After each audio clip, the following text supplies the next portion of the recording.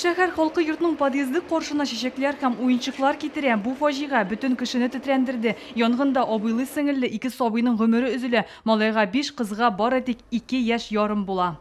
Семью знали? Знали. Хорошая семья. Очень хорошая. Роза Петрова янгында зыян күргән гаилә белән бер катта яшәгән яшь парлар әлеге йортка 5 ел элек күченә. Бик тырышлар иде. Балалар үзләре белән инде булай калдырганнарын мин сизмидерим. Әгәр дә мин белгән булсам, аны мин, конечно, әйтерим, предложил бы үземнең услуганы инде. Ну, просто Карап торырга инде. Карап торырга мин. Тоже все переживаем и плачем. Без барыбыз да бик борчылабыз. Балалар безнең күз алдында үсте бит. На наших глазах.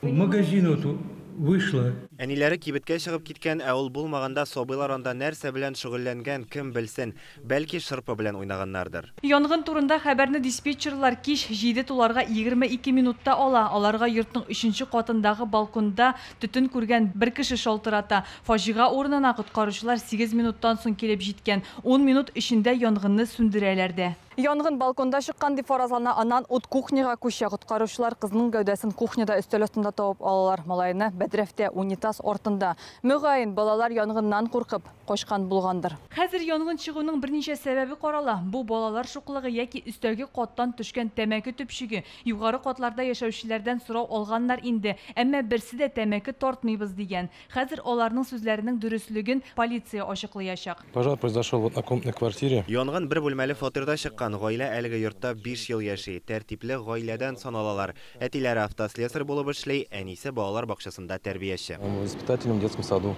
По предварительным данным, незадолго до трагедии... Якынча мәгълүматларга караганда балаларның әнисе кибеткә чыккан була. Кайткач фатирлары янына күрә.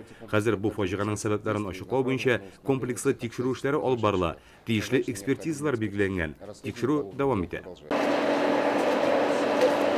Бүген иртән фаҗига булган урынга Ярчалы мэры да килде. Наил Мәгдиев бирегә чәчәкләр куя. Помощь будет оказана. Кулыбыздан килгәнчә әлеге гаиләгә төрле яклап ярдәм күрсәтәчәкбез. Оештыру эшләре белән дә булышабыз.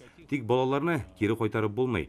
Аларның яшәү рәвешеннән зарланучылар юк, ләкин кызганычка балаларны үзләрен генә калдырып китү шундый зур фаҗигага китерде. Нәкъ 1 ел элек август аенда Казанда шундый фаҗига булган иде инде. Ул вакытта янгында 13 яшьлек кыз һәлак була. Аны фатирда исерек абыйсыннан куркып әнисе бикләп калдырган. Нәтиҗәдә ут камап алган бүлмәдән кыз чыга алмый.